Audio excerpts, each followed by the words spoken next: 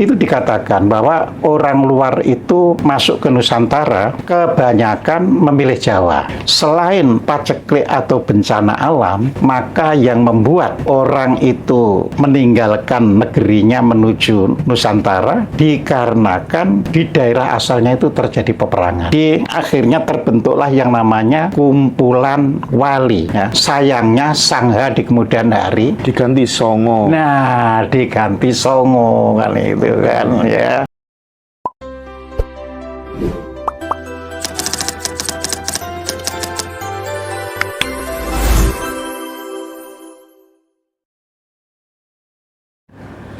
Assalamualaikum warahmatullahi wabarakatuh, Pak Koji. Waalaikumsalam warahmatullahi wabarakatuh, Mas Hendra. Rahayu, Pak Koji sehat selalu. Ya, alhamdulillah. Oke, teman-teman semuanya, kita masih dengan guru kita Bapak Ahmad Kojim. Hari ini Pak Kojim, saya ingin memperdalam lagi statement Pak Kojim waktu acara di Boyolali bahwa sebenarnya dulu orang yang misalnya bangsa asing itu kan di sini itu kan mereka cuman tamu gitu ya, ibaratnya cuman ngekos, terus sekarang pengen ngusir yang punya rumah gitu, secara budaya quote and quote gitu ya. Nah, ini Pak Kojim perlu diperdalam lagi karena sekarang masih sangat rame konfrontasi antara Habib Ba'alawi dengan tokoh-tokoh kiai-kiai NU atau yang lainnya itu di media sosial masih sangat luar biasa gitu ya. Nah, gimana sih Pak Kojim supaya hal seperti ini tidak berlarut-larut terus? Bagaimana jenengan sebagai seorang guru, sebagai orang tua, apa yang ingin ditransformasikan kepada teman-teman semuanya biar hal seperti ini tidak berkelanjutan terus-menerus gitu? Monggo Pak Kojim. Ya, terima kasih Mas Hendra. Itu yang pertama ya, saya tujukan ke netizen lebih dulu bahwa agar bawa cangkir kosong, cangkir kosong. Jangan membawa cangkir yang sudah penuh.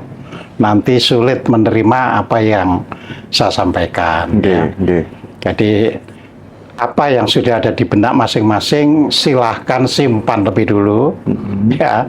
Dan yang dari sini didengarkan, nanti direnungkan. Nah, sehingga bisalah dibanding-bandingkan, bisa diteliti dengan baik. Oke, nah, sebagaimana yang pernah saya sampaikan bahwa Nusantara ini secara keberadaan ya sudah sangat tua. Itu tidak hanya karena klaim, tetapi karena fosil. Ya, fosil-fosil yang ada itu sudah sangat tua. Ya, jadi misalnya kalau kita lihat fosil dari Homo mojokertoensis, artinya yang ditemukan di daerah Brantas sekitar Mojokerto, itu keberadaan manusia Jawa itu sudah 1,81 juta tahun yang lalu. Ya, jadi itu dari sudut fosil. Artinya apa? Bisa lebih tua lagi keberadaannya karena mungkin saja ada fosil yang hilang.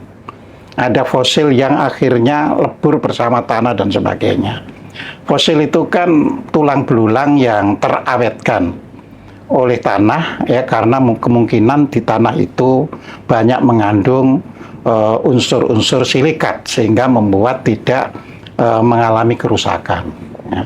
Nah, misalnya di daerah Bengawan Solo ya, yang dikenal Sambung Macan, usia fosil itu antara 750.000 hingga 900.000 tahun yang lalu ya. Nah, ini memang bukan satu generasi manusia terus menurunkan, tidak. Karena ini tanah yang subur, selalu ada pendatang. Itu selalu. Jadi artinya boleh jadi manusia yang disebut manusia mojokertoensis itu ya pada akhirnya bisa kawin dengan pendatang, terus akhirnya yang Mojokertoensis juga hilang, terus yang dari misalnya di Solo tadi ya menurunkan generasi yang baru. Ya, itu terjadi terus-menerus. Namun demikian karena suburnya daerah kita dan eranya itu era apa itu datangnya dari luar itu pada umumnya sekarang sudah tercatat sekitar antara 40.000 hingga 60.000 tahun yang lalu ya, padahal fosilnya kan tadi 750 sampai 900, tapi fosil-fosil yang baru kepindahan itu masuk itu sekitar 40.000 sampai 60.000 tahun yang lalu. Nah, ini sebenarnya tidak mengalami apa ya kesulitan karena daerah ini sangat subur, masih luas sehingga orang bisa datang dan diterima dengan baik. Terjadilah yang namanya kawin mawin ya, jadi percampuran. Jadi kalau dideteksi misalnya suku Jawa itu relatif lebih heterogen daripada misalnya suku Bali, suku Sumba, suku Flores itu. Artinya di sini percampuran itu tinggi sekali ya. Nah, selanjutnya ini kan bangsa-bangsa ini kan kalau menurut serat apa ini Radya Ibumi Nusantara, Pustaka Radya Ibumi Nusantara ya, itu dikatakan bahwa orang luar itu masuk ke Nusantara kebanyakan memilih Jawa. Jadi kebanyakan ya. Dan itu tercatat sejak 300.000 tahun yang lalu. Itu tulisan di pustaka atau naskah Radya Ibumi Nusantara. Jadi artinya itu negeri-negeri di bumi Nusantara ya.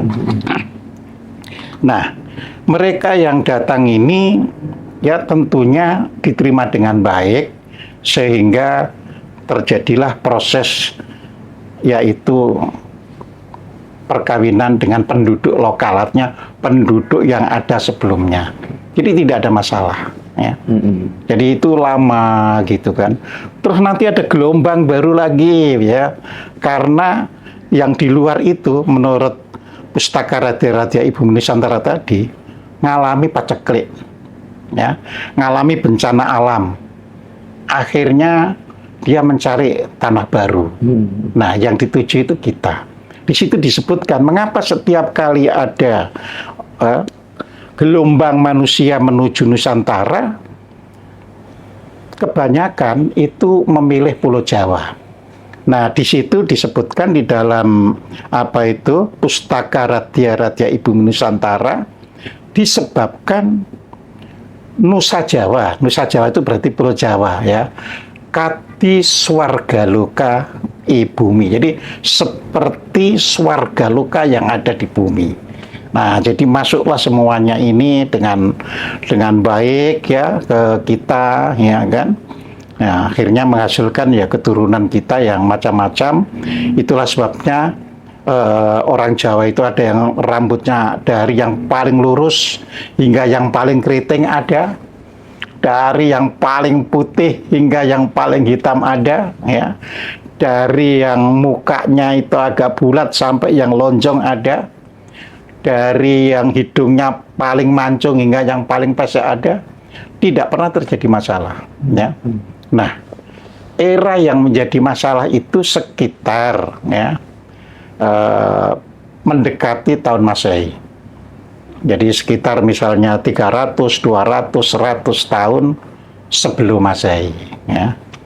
Nah, itu artinya kalau kita lihat ya tahun-tahun itu di Timur Tengah juga banyak istilahnya peperangan ya.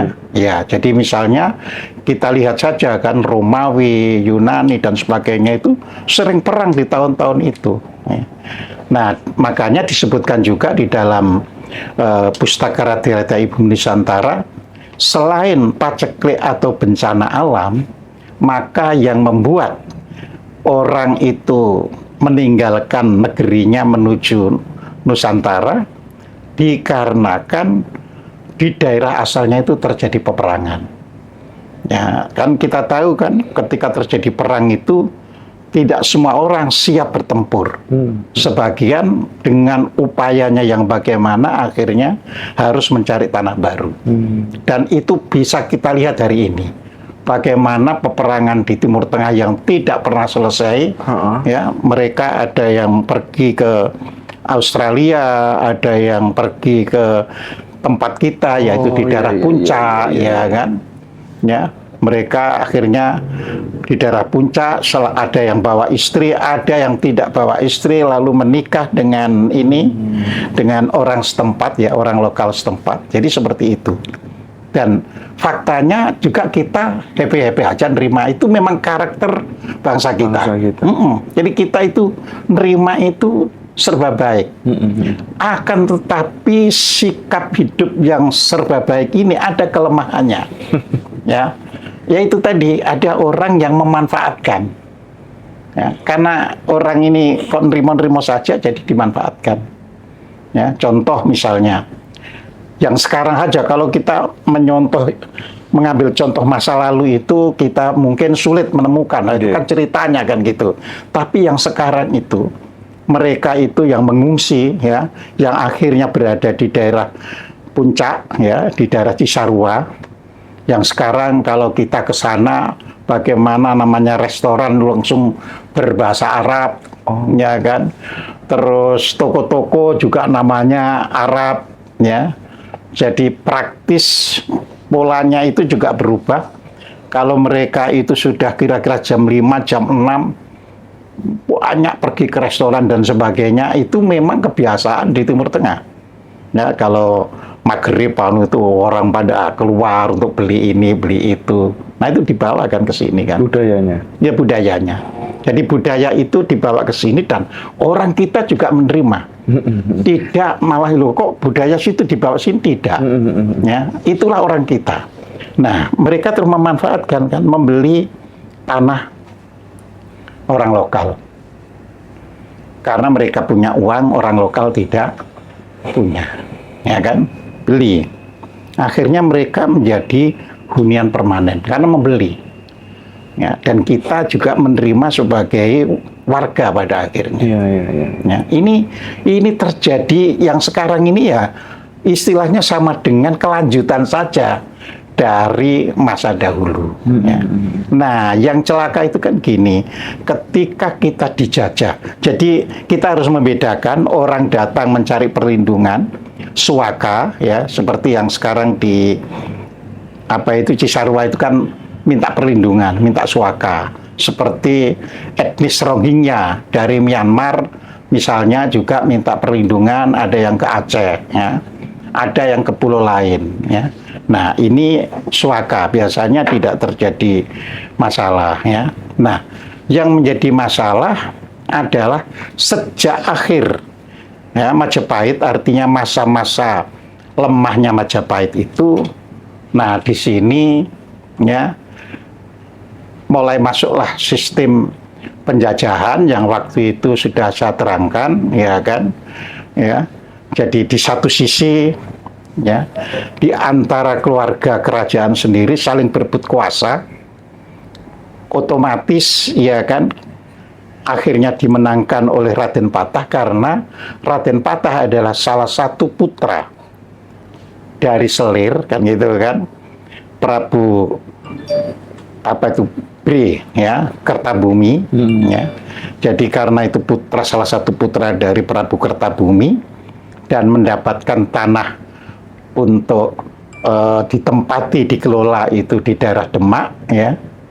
Nah, maka di situ dia bisa menggandeng masyarakat yang ada di seluruh pantai.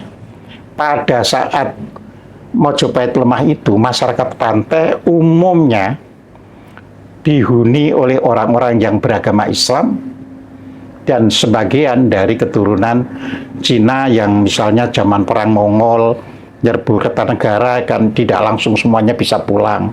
Semuanya beranak pinak juga di daerah pantai, ya. Makanya kalau kita lihat dari Tuban itu sampai Lasem, bagaimana bentuk rumah? Kan rumah-rumah Cina. Oh iya. Kan? Nah, karena Cina itu pun memeluk agama Islam pada waktu itu. Jadi bukan Cina memeluk agama asalnya. Ya, karena dihuni oleh orang Arab, orang India, orang-orang Cina, tapi semuanya lebih memeluk ke agama Islam. Ya. Karena apa? Karena masyarakat Islam di seluruh jalur pantai dari Sumatera, Jawa, Kalimantan, Sulawesi itu sudah merata. Ya.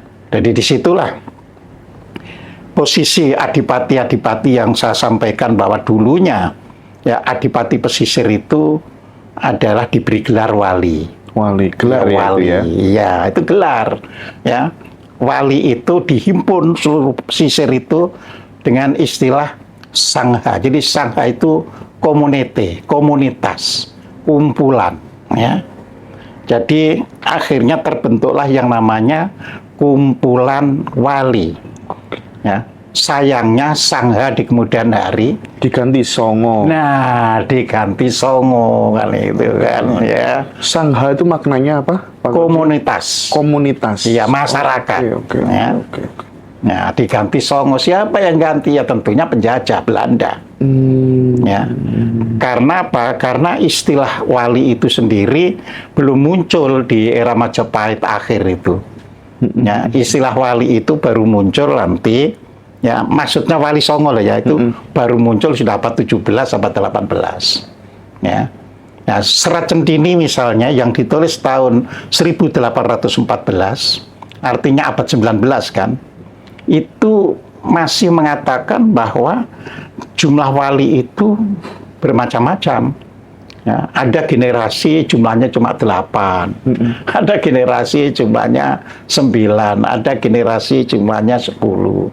Ya. Nah, pergeseran pemahaman terhadap makna wali yang sesungguhnya itu awalnya bagaimana, Pak Kojim? Kalau sekarang kan orang memahami wali sebagai sosok tokoh yang menyiarkan agama, yang ahli agama, dan dekat dengan Allah serta penuh dengan hidupnya penuh dengan karomah segala macam, sehingga perlu diziarahi dan seterusnya. Itu gimana pergeserannya? Iya, itu ada pergeseran kan. Jadi makanya karena wali itu masalah penguasa, jangan heran akhirnya berakhir pada masa siapa? Sultan Agung. Ya, begitu Sultan Agung Hanyokro Wati sebelum Hanyokrokusumo putranya, kan wali sudah mulai hilang. Ya, itu pertanda bahwa itu kedudukan di dalam atau gelar di dalam kekuasaan. Ya, nama itu kan Sunan wali itu. Ya, semuanya kan dikasih Sunan. Sunan. Nanti kan di take over menjadi Sunan Amangkurat. Ya, Sunan Pakubono. Nah, itu di take over. Jadi gelar itu gelar penguasa. Ini yang harus dipahami oleh orang. Jadi Sunan itu susuhunan. Orang yang disuhun, orang yang dihormati. Itu penguasa. Ya. Makanya wali yang berkaitan dengan agama itu mulai hilang di zaman Sultan Agung Hanyokro Wati. Tinggal Sunan Kalijogo yang ada, ya. Karena itu tetap membina keluarga keraton kan. Baru Sunan Kalijogo itu tidak kita temukan lagi serat-serat di zaman Sultan Agung.